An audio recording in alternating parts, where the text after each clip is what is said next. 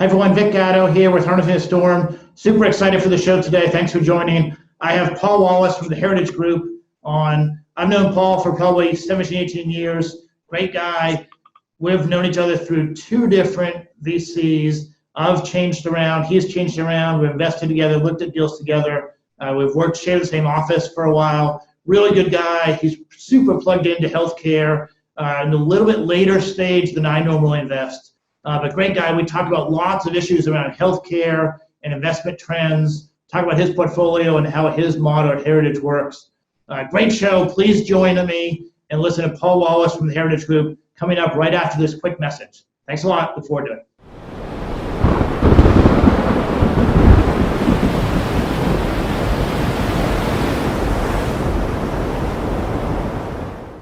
This is Harnessing the Storm. I have Paul Wallace, Managing Director of the Heritage Group. Paul, welcome. Thank you, Vic. It's nice to be with you. Yeah, I'm excited to dig in, but at first, give people your background a little bit, because you've made the transition from operator to investor over the last 10 or 15 years. Talk about that transition, what you do now, and kind of where you came from. Sure. It's a keen lack of focus that has led me on this meandering path.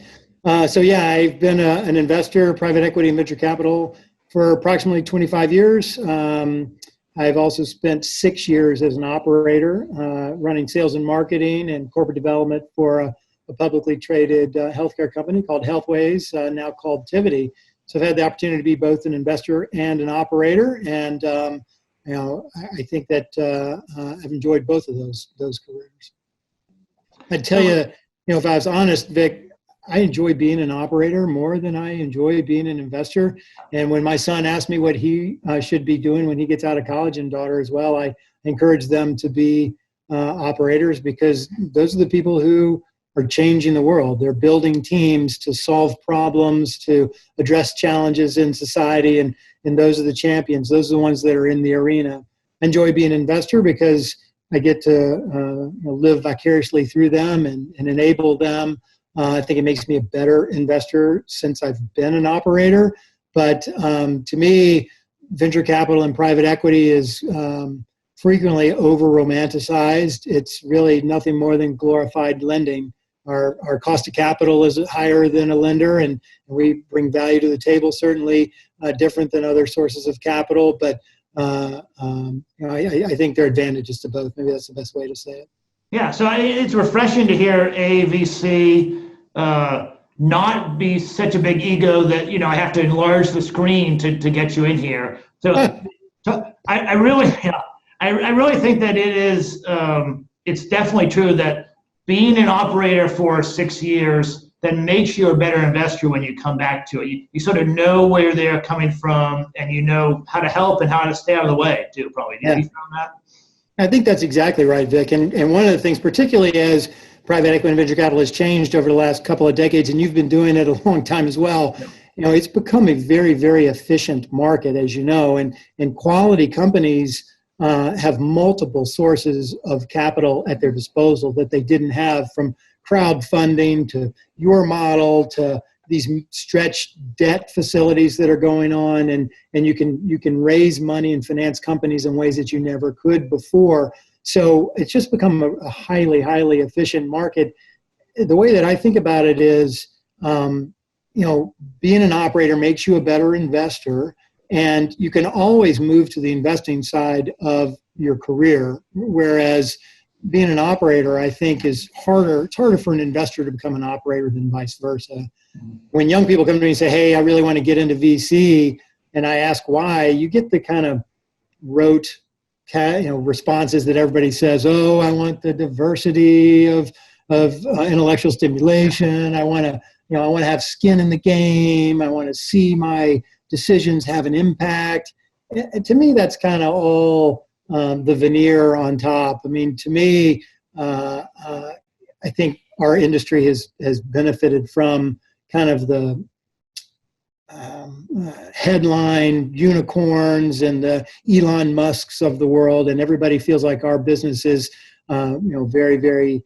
You sit on boards, you fly in once a quarter and kind of give some views, and then you go play golf. And as you know, that's not the way our business works. Yeah, I mean, I think that's right. The press the press likes a good rags to riches success story. And so they publicize the winners, the unicorns are the ones that really work. They don't really mention all the starts and stops and, nights when you're wondering if it's going to work and Right. hard times. That doesn't sell a lot of papers or sell a lot of TV ads. So they just sort of paint the picture of overnight success when actually it probably is 15 years of blood, sweat, and tears that then all works at one night. Yeah. I think it's the same for entrepreneurs, right? I mean, all the successful entrepreneurs get all of the credit, right, and the ones that fail, you don't hear as much about. But to me, in our business in particular, since it's become more competitive and more efficient, you have to be able to add value. The proprietary deal flow, that doesn't exist anymore, right? Right. I mean, the internet and PitchBook have killed that. Right. And kind of financial engineering when the CEO didn't used to understand the full ratchet participating preferred security. Those days are over. So you have to add value, which to me, if you haven't been an operator and you don't know how to guide an entrepreneur or a CEO, then you're in a disadvantage to the other investors. So to me, if you want to be a really good venture capitalist, first go be an entrepreneur or go work for a venture capital backed organization and create some specific expertise in an industry or around a solution that really you're passionate about. Yeah, so I completely agree. I want to jump into the healthcare industry. I have a point of view that I want to lay out for you and just get your perspective on. So my view is that the healthcare industry is going to go through dramatic change that I've sort of branded this coming storm of change for healthcare over the next 10 years. And it's really due to 4 trends kind of evolving right now. The rise of the consumer. I know you're investing along some of these. The rise of the consumer, care moving out of the big inpatient facility out to the neighborhood or the home. The creation of technology tools and data science, artificial intelligence, technology driving efficiency, and then new entrants. So non-traditional healthcare players jumping into the industry and delivering service and stealing market share and driving costs down, taking gross margin. I see those 4 trends all sort of coming to a head over the next 3, 5, 7 years and driving pretty dramatic change in the industry. I mean, you're in the middle of this. You've invested in, we'll get into your portfolio in a little while, but you've invested in a lot of these kind of change agent companies. But you also are really tight with the industry. You understand what they're going through. What's your perspective of that kind of stance? Does that make sense? Is it right or wrong? How do you see it? Yeah, no, I think it does make sense, Vic. I would tell you all 4 of those trends are very real and I think significant and will continue to impact and change our industry, the healthcare services and technology industry, certainly for the next decade plus. I guess one trend I would add to it, and then maybe within your subcategories, is just the demographics, the aging of the population, and how are we going to care for the elderly in a more efficient and effective way. I guess my reaction to your comment is that I think that storm has already begun, right? I don't think that that's something that is looming. I think that's something that you can look at hospital stocks and see that the storm started some time ago.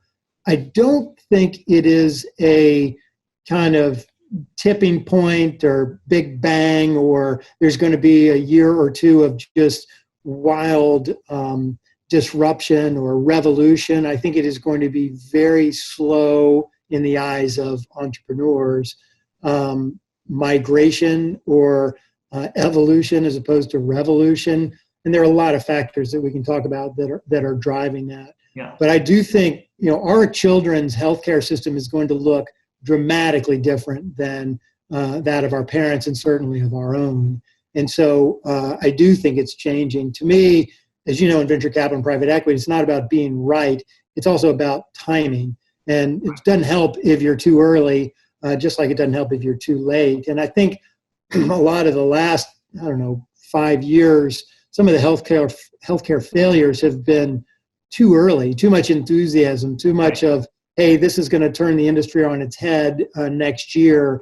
And it takes a long time to change an industry like this. Yeah. So in the analogy I've been trying to playing with, and I don't have it exactly right, is it's almost like a glacial pace, right? Like there's a glacier that's moving, but you have to work and innovate and create business models around the edges of it. It doesn't make sense just to, even if you could, it doesn't make sense to drill down in the middle of the glacier and set up a camp, because it's going to it's going to recede and run over you, even if you're successful getting there. But there's lots of cracks and fissures on the edges that you can sort of tap into and have success. I think that's exactly right. And an example for us is value-based care, which we're big believers in here at Heritage and are investing in and around value-based care. But we tend to invest in businesses that are successful both in a fee-for-service model as well as in a value-based care model, because we're trying to help businesses migrate towards value-based care. Right. And so I don't think going out a couple horizons ahead on the timeline and say, hey, let's go invest in consumer-driven value-based care today, I think that's a very, very risky proposition. Yeah, I mean, I agree completely. It is going to come. We will get to value-based care, but today it's probably 2% of all reimbursements are done in a value-based care system. And so if you're trying to think about building a business model that can deliver financial returns or really make an impact on society or both, it's just not a big enough thing to move the needle. I'm really interested. I think probably Align, is that an example where it would fit with that you sort of help providers move towards value-based care, but you're also helping them be efficient in the fee-for-service world? Yeah, I think that is a good example. So Align is a company that contracts with long-term care providers to create joint ventures. And these joint venture entities with typically it's a SNF, a skilled nursing facility, is part owner, and then Align is the other part owner, will file for a Medicare Advantage license, an MA license, and they'll form an institutional special needs plan, or ISNP, underneath that MA license. And what happens is the SNF, which is one of the last bastions of fee for service, right? I mean, it's heads in beds, it's volume all day, every day, and you try to reduce costs by serving cheaper food at the cafeteria type of thing. I mean, that model is not going to survive. And so with ISNPs, these SNFs are more incentivized to drive better outcomes. I mean, that for us, that's the magic. When you can find models that drive better outcomes and lower costs, that's the win-win. And Align is a good example. Right. So Align, and it can work with the traditional SNF, right? They're still doing their day-to-day. Let's drive costs down and keep the occupancy full. Yes. But let's also do this joint venture over here and begin to learn about it, and that's right. Grow together. Right. That's exactly right. And so, one of the great things about this Align model is that SNFs benefit because, they are looking to be members of preferred networks or narrow networks for referral volume, right? They're like a hotel. They're trying to fill up, and they want the more clients, more members. And if you offer this ISNP option, it puts you in a different category, makes you more attractive in a fee-for-service arrangement. And then obviously when they deliver on better care, they have more savings. They keep the savings since they're capturing the premium dollar. So yeah, that's a good example. Yeah. We also invest in a company called Valence, which was a consulting company that also provided services to hospital systems and providers that are looking to move towards risk and manage ACOs and bundles. And that was a good example of a company that made money advising companies, hospital systems, on value-based care initiatives, but also kind of implementing and managing them. We sold it to Valence, sold it to Evolent, and it turned out to be a good outcome for us. Yeah. But to me, I think finding businesses that make money in both environments, but they get accelerated by the shift towards value-based care is a safe strategy. Yeah, good. Well, I want to talk about the timing of all this stuff, but let's just quickly take our first break, and then we'll be right back with more. Okay. So I don't actually have a break. We'll fill it in later. But okay. Is it going okay for you? Do you have anything we should touch on before we jump back in?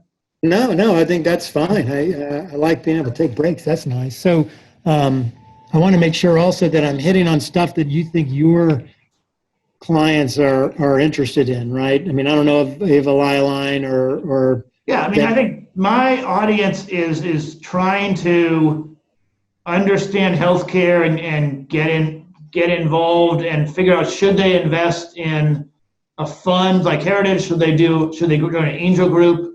Should they sit on the sidelines? Right. I'm trying to target the people that are kind of intellectually curious but don't have much experience. So this discussion is perfect. That timing and direction and where can you play that could be safe with some upside, I think is what they want to hear about. Okay, because I'm bearish on a lot of these early stage bets, Vic, as I think I've shared with you before. A lot of the entrepreneurs that come in here and want to turn the world upside down. Don't use up your good stuff right now. So. if I'm bearish, I don't want you to be. I want you to be bearish. Don't. I need you to be honest. It won't be real. Okay, I'll do that for sure. Okay, welcome back, everyone. We're here at Harnessing the Storm with Paul Wallace, MD at Heritage Group. Paul, we were just talking about the healthcare space, and then we went to break. But I want to touch back on timing. You mentioned, and I think it's a recurring theme in VC circles, but I want to come back to it that being wrong, obviously you lose money. Being right, but 5 years too early is pretty much the same as being wrong. You still lose money.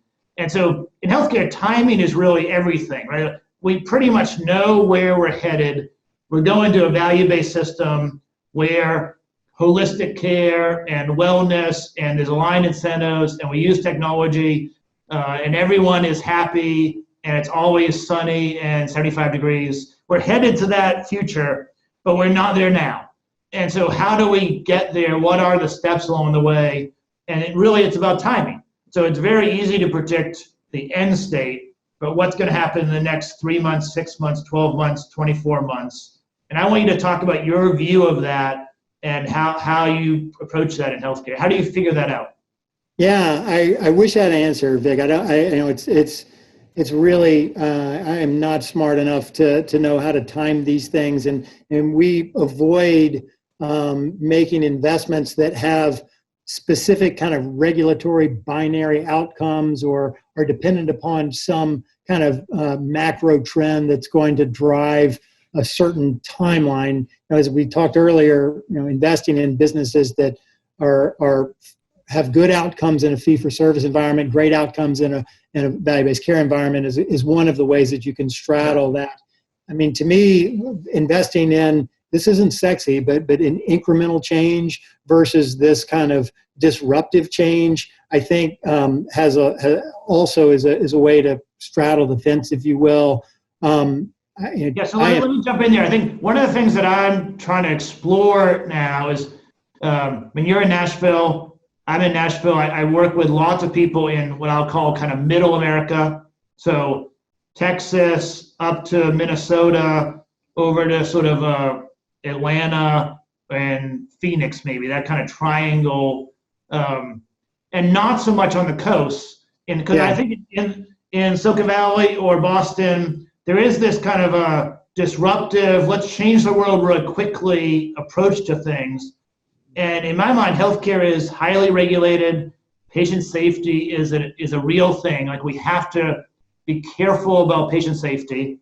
And you see every couple of months there's a violator out of Silicon Valley trying to cut corners and, stepping on the FDA or not respecting patient privacy or patient safety.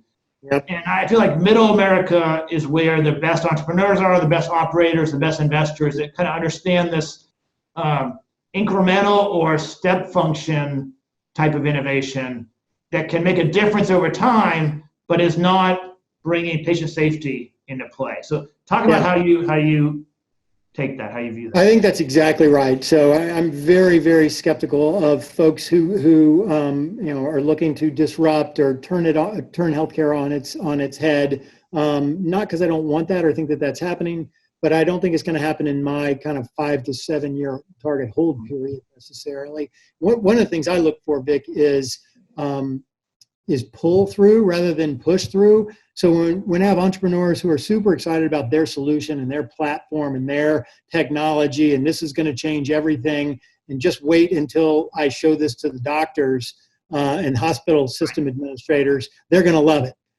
That is a huge red flag versus someone who's in my office says, listen, these doctors came to me and said, can I solve this problem for you? And we fixed it kind of in this, Rube Goldberg way before, and now I've codified it and more doctors have signed on. You have this pull through where you have existing kind of stakeholders asking for the solution more than a accomplished entrepreneur trying to convert them. And we've seen a lot of companies, and we've learned a lot of lessons the hard way, but seeing that pull through, I think, is a big, big difference for us. Yeah, there's no question. In whether you are an insider and sort of viewing entrepreneurship and innovation as a way to move the ball forward, and then you do it sort of internally and then jump out, or you're a smart entrepreneur and really learning about the systems, seeing what the problems are, and then building a solution for them. Either way, that's solving real problems versus kind of a science experiment that you say, I have a really cool thing, and now let me go try to make a difference with it.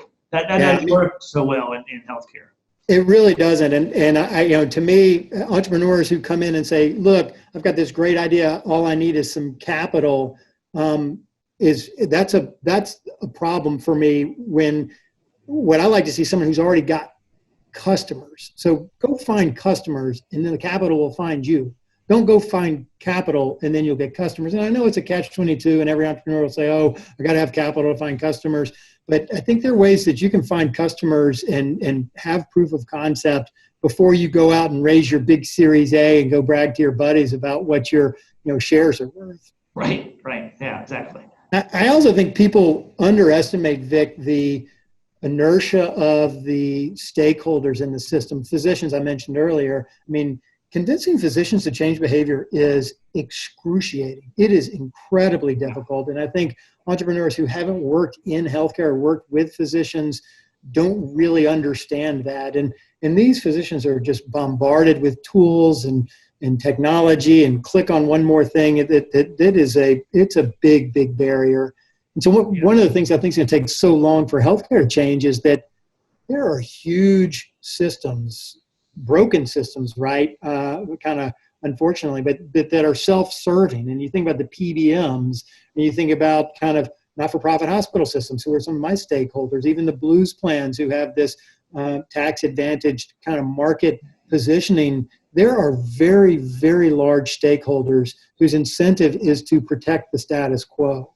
And so, to think that you're going to show them a better mousetrap and everybody's going to jump on board is just frequently naive. Yeah. So the thing I would point to is what I call the value networks, right? So the way that we deliver value to a patient is very intertwined in healthcare, right? There are 15 different organizations, each with their own incentive structure and their own kind of way to go about business, and they're all intertwined. And they've been set up over the last 50, 60 years, right, to maximize that system that has existed since, Medicare was invented in 65. And right. It's been totally optimized for that system. And to come in and just sort of say you're going to attempt to knock over that value, it's a very intertwined value network. Very different than, say, Uber, just went public recently. Uber did a great job completely disrupting the taxi cab business. If you're going to try to do that in the ambulance business, it's much more complicated, right? You have to be entwined with the 911 systems, and then you have to know where you're going to deliver the patient, and the ED has to accept it, and then you have to bill. You don't bill with a credit card. You can't just order on your phone. It's all intertwined. So Uber just could grab the entire value and put it onto the phone and replace everything. In healthcare, you have to more find partners and deliver value with these inherently kind of hard to understand incentive structures, whether it be the insurance companies or hospital systems or doctors or employers or advisors. They're all in there and incented in different ways. Yeah. And you have to understand that and then work within that in order to make a difference, which is hard. Yeah, two things jump to mind about that, Vic. One is that, so I think you're right, but one of the big challenges in healthcare, as you know, is that it's a third-party payer system. So you don't have this consumer mobility or informed consumer. And yes, the consumer is becoming more and more enabled, but there's complete asynchronous information sharing. There is no real price transparency. There is no objective quality metrics. And so the consumer doesn't know how much they're paying or the quality of the product that they're getting. And I don't think they're going to know that for at least 5 more years. And so you can't. People in the system don't want them to know, right? It is advantageous to them to not have it be an opaque system. That's exactly right. And I don't think very many consumers really want to know right now. Right. Consumers don't want to pay for their health care. They're being forced to right now. Yeah, so I think the high deductible plans have been talked about for 15 years or so, and I think it's a red herring, right? Like, it's not really going to make a difference because I think that you have kind of 2 big groups of users. You have people like myself who we don't have a lot of healthcare costs in my family, and so I'm just not focused enough to care. It's not, yes, I have a high deductible, but I'm not that focused on it. And then you have the really big users that they know they're going to blow through the deductible in the first 6 weeks. And right. Wherever they go, they're still going to blow through the deductible very quickly. And so either side of those big consumers, there's no real incentive to price shop or make a difference. Yeah. A very small niche where it's going to make a difference to your cost out of pocket, depending on where you go.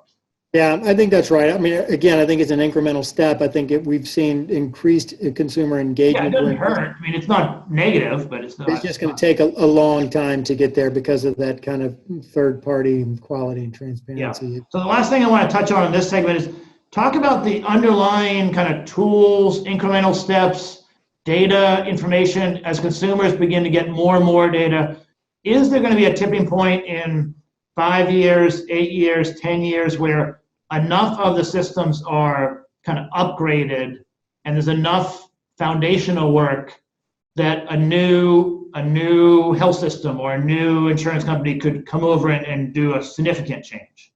Yeah, I do think that's going to happen. I think my enthusiasm around data and analytics and AI is really more at the enterprise level than at the consumer level. But I do think that, I don't know if you've seen Bind Health's the new company that just came out that I think is pretty interesting if that works. So I do think data and analytics and engaging consumers in a new way is going to drive this shift. And as you pointed out, there are going to be third parties in the space. And when Walmart or Amazon start issuing their own health plan products, I think you're going to see some shifts. You're going to see some changes, and obviously that in the CVS kind of vertical integration trends are going to drive changes at the consumer level.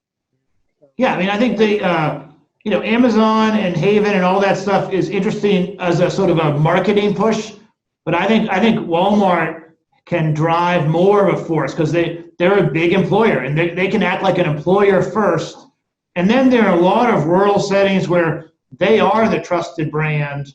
I think they're more likely to do something big at the front door of healthcare, where Amazon is probably more in the logistics, supply chain, data, kind of back end side of things. I think you're exactly going to come over the next decade.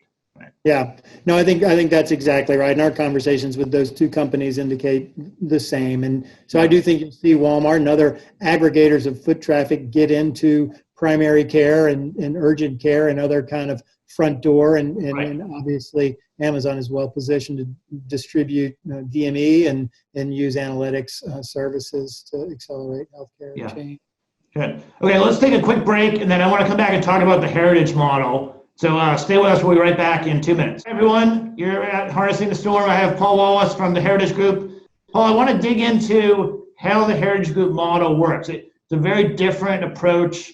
I think a really interesting sort of twist on the traditional VC model. So just for folks in the audience that don't know, every VC has LPs, limited partners that provide the money, and then the general partner, like Paul, and I'm a general partner in our fund, we invest the money on behalf of them.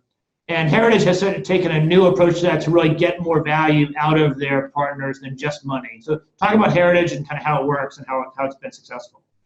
Sure, thanks, Vic. It is it's an interesting model. I think it's a unique model. I would be hesitant to say it's new. I think kind of corporate and strategic investing has been around a long, long time. And I think, unfortunately, strategic investing and corporate venture efforts have a well-earned reputation for being undisciplined in valuation and being kind of in and out of the venture business, which is extremely dangerous. And so well, I think there's a difference between strategic venture and corporate venture, I would say. Yeah. Yeah, no, I think you're right. And I think strategic venture, which I'll tell you about our model, that's kind of what I feel like we are, but it's aggregated corporate venture in a way. So our model, as you mentioned, has limited partners who are strategic investors instead of financial investors. So we have a group of 15 very large healthcare systems, leading hospital systems and health plans across the country. And these 15 organizations have committed capital to Heritage for us to manage on their behalf. They're interested, first and foremost, in financial returns, but they're also interested in seeing innovative business models in the marketplace that will help them evaluate their own strategic plans. And so we spend a lot of time with each of our 15 limited partners to understand what their strategic objectives are, what their operational priorities are, and then we look for investments that overlap with those needs. And so the idea here is to generate a financial return for our LPs, but also bring them exposure to businesses that they may not otherwise see. One of the things that we decided early on, Vic, was to be very intent and structured in our engagement efforts. So we have formal committees. Each of our 15 LPs participates in each of the 4 committees. We have a technology advisory committee, a financial advisory committee, an operational advisory committee, and a clinical advisory committee. So each of our 15 LPs are represented in each of those 4 committees, and those are operational executives, right? Those are the CMO or the COO. They're less interested in the front lines, or they're running the groups that are on the front lines working on these things, having these challenges. That's right. Yeah, those are the ones that they're in the trench, right? They're seeing the pain points. And so when we ask them what the problem is or what their organization's issues are or what their needs are, we get real feedback. And then when we're looking to invest in a company, we're able to reach out to those executives and say, hey, is this something that is interesting to you or not? And when our limited partners get interested in commercial relationships with prospective investments, that gets us pretty interested in investing. Yeah, and almost like it's important due diligence on, is this a really interesting solution for the market broadly? But then also you're going to bring a customer to the table pretty quickly and impact the business. Right? Yeah, and if I'm an entrepreneur looking for capital and I got a chance to raise money from somebody who has a Rolodex filled with investment bankers, or someone who's got a network of healthcare systems and health plans that are going to be potential customers of mine, that gives us a little bit of advantage. And we spend a lot of time in diligence in conjunction with the companies that we're considering investing in, so that they get the real-time feedback from our LPs. So they're excited about taking our capital or not, depending on how much of a potential pull-through there is. Right. And to me, I feel like private equity and venture capital has to be able to differentiate in some way. You have to do something. If you're the highest bidder in an investment banking auction, that's a recipe for one fund and done. That's almost by definition the winner's curse. Like if you're outbidding everyone, you're destined to not have great returns. Right? Yeah. I think that's right. And listen, we participate in processes. I mean, a lot of venture capitalists like, we never participate in auctions. I don't, maybe that's true for 1 or 2, but right. We participate in processes as well. But we have an angle, right? We typically have visibility into de-risking the financial projections, or we have visibility into a commercial relationship with one of our LPs that other participants in that process may not have. And so, we've, over the last 3 years, we've signed north of 60 commercial contracts between our LPs and our portfolio companies. Yeah. So when an entrepreneur comes to our office and says, hey, do you guys really deliver on the promise of strategic value? We're able to show them. We're able to say, look, right. This is how our model works. Yeah. And so talk about the stage, because I think we're both in the business. I think I'm much earlier stage. Talk about the revenue, the average revenue size of the companies when you get involved, or maybe the deal size. What type of deals are you doing? So we're trying to invest 15 to $20 million per deal. We'll go down to 10, but we're trying to invest in mature businesses that kind of can be deployed at our LPs at scale. So this is, something we've learned kind of early on is that these hospital systems and health plans who are investors of ours, they don't want to run another pilot. They don't want to run a science experiment in one hospital system. And if that works 5 years from now, we're going to roll that out to the region and then 10 years to the system. And then we'll see an ROI. They have vendor fatigue and pilotitis, and they want to see real economic impact in a budget cycle, right? In a 12-month time period. Right. And so we're investing in businesses that are fairly mature, beyond commercial viability, and at the point of scale, where we can bring where contracts with our LPs can really drive value for those businesses. So our portfolio companies have on average probably $30 to $40 million of revenue and single-digit EBITDA, or maybe break even. We have several that are burning cash, but will turn cash flow positive in the next 12 months. Yeah. We're less interested in stage necessarily, Vic. I mean, when I've got strategic LPs, I have the benefit of avoiding being pigeonholed. I don't have an LP saying, all right, you're my early stage guy, or you're my middle stage guy. Don't. I have a pretty broad spectrum of flexibility to be able to invest early and late. So, yeah. So just you have some flexibility, but it also is meant to be ready to deploy at scale. Right? So it has 15, 20, $30 million in revenue. It's been deployed already, and This isn't the first time that they're going to deploy it. Where for Jumpstart, the company that I run, we're much earlier, right? We're probably 3 steps down the road earlier than you. And we've tried to solve it in a similar way where we talk to the operators, really just what are their pain points? What are you not seeing out there that you can't solve today with the existing strategies? And then we have a much bigger portfolio, right? So we have 80 companies in the portfolio. You probably have 12 or so. And so it's just a different model, but I think the question is the same, like what is needed out there forget the stage of readiness. Like I'm obviously an earlier stage, you're a later stage of readiness, but what's going to be bought? What do they really need help with before we go kiss a lot of frogs about cool shit that they're doing? Cool stuff they're doing. I think that's exactly right. I think you're attacking the same issue from a different angle, and I really like that. If I could have a broad portfolio like you have, I think that's a great way to go, because I think there are going to be a lot of winners in the space. One of the messed up things about our business with this whole kind of 10-year fund cycle and 2 and 20 and, the size of the fund and it gets to check size and the number of boards you can sit on. Right. It's very archaic, unfortunately. It needs to be innovated or changed. But to me, it is getting the pull through from the market before you make the investment. Yeah, that's the key thing to success. And then the fund structure drives where you can invest. So I've broken all those models because I couldn't function in the 2 and 20 10-year model. But yeah, I mean, in order to make it work, you have to have a customer willing to buy. That's where it all starts. Right? And so I think what I was saying is I've changed some of the structure to be able to invest earlier and in more companies. But independent of how either one of us go to market, it all starts with the customer demand. Like, do they want this thing or not? Otherwise, you're just kind of like playing around with a cute science fair thing. No, I think that's exactly right. And one of the things that we constantly struggle with is what's a reasonable exit here, right? And if you can invest at a $5 million valuation and just be ecstatic about a $30 million exit, that's a great model. I think there's a lot of opportunity there.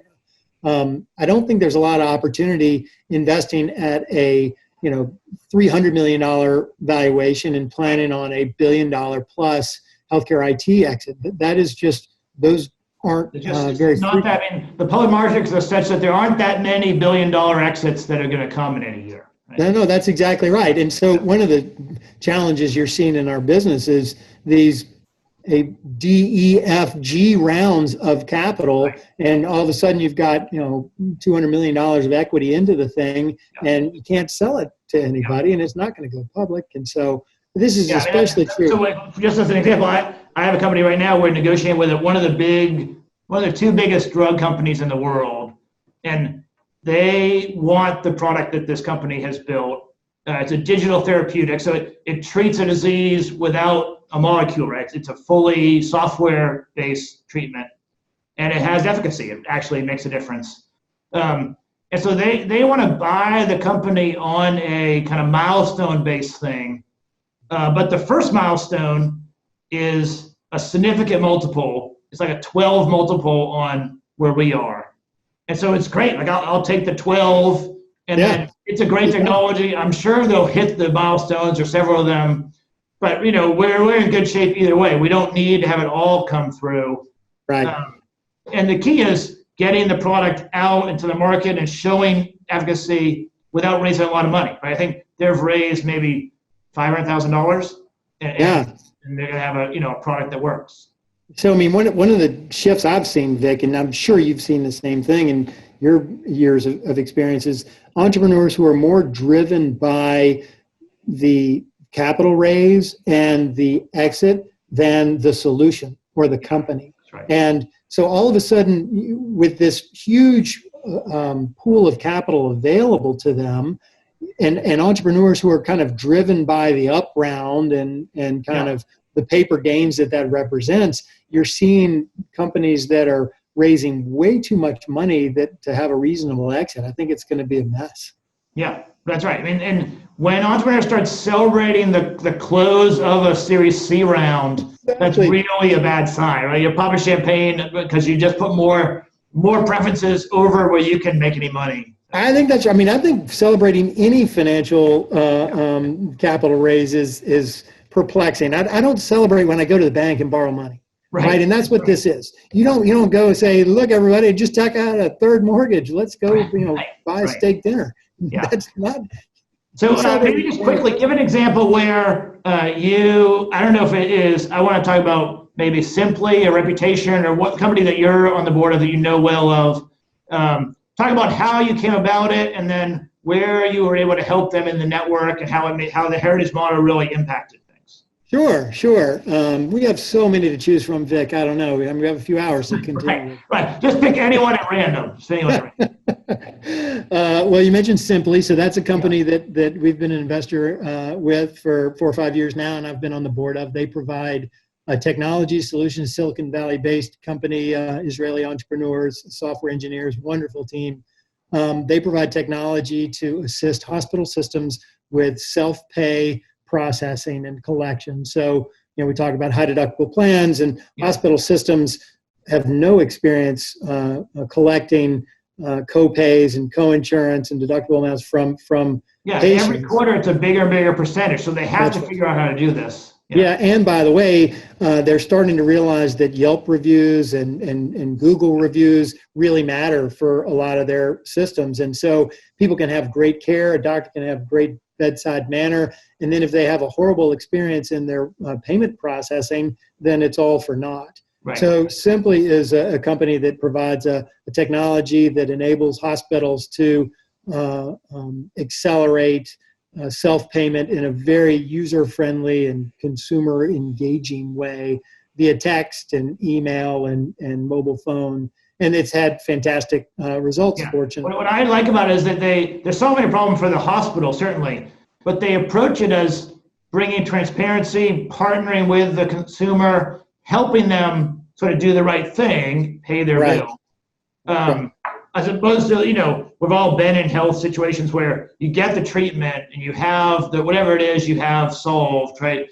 And then 90 days, 120 days later, you get the bill. Yeah. Without any visibility of why it's this bill. You may get 3 or 4 or 5 bills, and Simply can bring a much better, friendlier system, but also it results in more money to the hospital.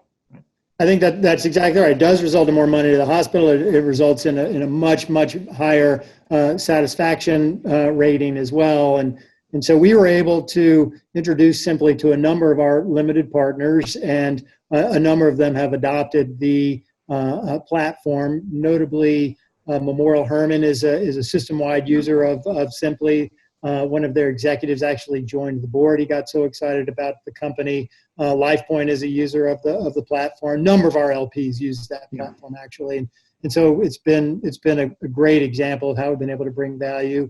Actually, they just signed a deal with Cerner, which is one of our LPs. That's a huge deal for Simply. So it's been a terrific success, and that's one, Vic, that's like earlier stage. That when we invested, that was single-digit revenues, but it's been growing at a north of 50% pace since then. So it's been a good company.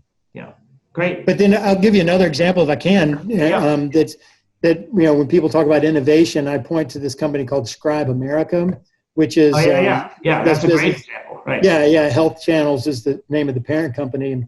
It's been a terrific success. It was later stage when we invested, and EBITDA has more than tripled. Yeah, so just quickly, not everyone will know what they do. So Scribe America, I think they take physical people, scribes, and follow the doctor around, making really the most expensive resource in the health system more effective.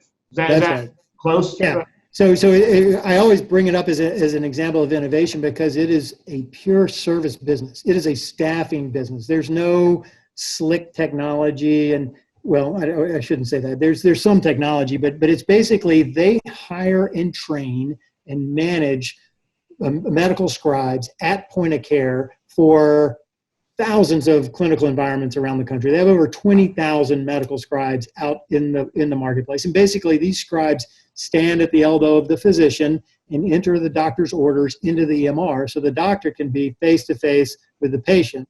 So it improves physician satisfaction, improves patient satisfaction, and improves throughput. And one of the biggest value lifts is the case mix index improves because the scribe captures the coding more accurately. Right. So you have physicians going home at 5 o'clock instead of sticking around until 7, transcribing their notes into the EMR, and the service basically pays for itself with the CMI lift. So this company, that's an example I want to just point out where if you are out in the valley versus in Middle America, you might say, I'm going to use a voice recognition thing in the ceiling that recognizes everything and puts it in the EMR. And that might work in 20 years, but what works right now is let's not take our most expensive, already feeling overworked doctor and make him do data entry from 6 at night till 10 at night. And let's hire a well-trained but much less expensive person to follow them around and make them efficient and happy and productive. That is exactly right. And it's kind of highlighted by the fact that there is a Google Glass company that does a lot of the same thing. And I think technology, scribes, and voice recognition technology is growing. And I think it's going to be an important part of the landscape. I don't want to suggest that it's not, but Scribe America has just been a fantastic success as a service innovation as opposed to a technology innovation. Yeah, and I have one that I'm doing due diligence on right now that if I get to the finish line, I'll come talk to you about it. It's sort of another step that we'll sort of bring to market, and then it'll make the scribes more effective. But it's not going to replace them, right? It doesn't replace them for a long time. It's kind of like Uber saying, we're not going to have any drivers. Maybe eventually won't have drivers, but right now they need drivers, and this is similar, right? You need someone helping the doc right now. Yeah, that is exactly right. And by the way, Scribe America just is rolling out a nurse program that one of our LPs helped them identify and develop and pioneer, and so now they're able to kind of leverage nursing time and practice at top of license, reduce turnover, reduce overtime. Good. Okay, excellent. So just in the little bit of time we have left, are there any other trends that you want to mention that we didn't touch on? I think we touched on a lot of it before we end. Yeah, I don't think so. I think there's so much opportunity in our space, and it's easy to get distracted by and enamored by some of the blockchain and genetics and AI, and I do think those are important components, and they're going to play a role. Yeah. But I would just encourage entrepreneurs to focus on near-term value creation for their customers, because that's we're seeing a real need for that. Yeah, and there's plenty of opportunity in that. I mean, there's so much demand pull that there's no reason to create something on the side and try to push it in, right? That's right. That's right. And, Vic, one of the things that I think is going to be an accelerant on timing is the pressure on these hospital systems is just escalating at an incredible pace. And we're starting to see failure rates. There's going to be massive failure, more in the rural community, but there's 5,000 hospitals or so. I think we're going to have an escalation of failures. And so the bigger systems will have to innovate to survive. Right? That's exactly. Okay, and then just lastly, given all of these things, what do you see as the most scary and most exciting trends out there from your seat? Most scary and most exciting.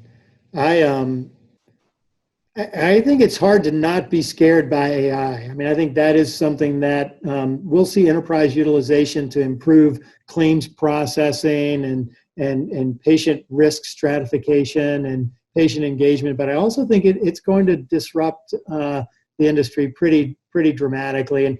And everybody wants cost cuts, everybody wants cost containment, but they don't want job reduction. Right. And those two things are synonymous, right? That is what cost savings is. It is job reduction. So I think it's scary to think about the jobs that AI is going to take out of. Yeah, I mean, it's interesting you went there, because that's, I think, the scariest thing about the storm that I've started learning about is as change comes to these hospital systems and honestly the insurance industry, right? There's going to be a significant number of jobs, a percentage of jobs that get cut. Yeah. And it is, 12% of the US workforce is in the health system somewhere. And so it won't be necessarily the heart surgeon that gets cut, but all of those support people, all of the administrative staff, which is a significant number of folks that are pretty well paid, may lose their jobs eventually, not this quarter, but over the next several years. No, I think that's exactly right. And it's not going to be long before venture capitalists lose their jobs. Right. Okay, let's end on an exciting note. What's exciting to you? That's hard. There's so much that's exciting. There's so many interesting things going on in our space. I don't know if I have, one that thrills me more than others. I do like geriatric care and home-based care. I think technology is addressing that in a way that it never has been possible before. And I feel like with the value-based care arrangements, you can really reduce costs, improve care, drive value. And so we're spending a lot of time in that space. Yeah. Great. Well, thank you, Paul. I really appreciate you spending time with me. I've learned a lot. I know the audience have learned a lot. Thanks for spending time with me. Appreciate it. Yeah. Thank you, Vic.